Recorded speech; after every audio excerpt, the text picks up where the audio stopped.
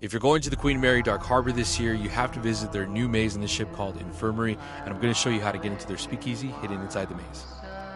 The maze begins at the bottom deck of the ship in a terrifying hospital-themed setting. As you make your way to the middle part of the maze, you're going to look for a light projection symbol on the wall and see the doctor nearby and tell him you have the mystic token.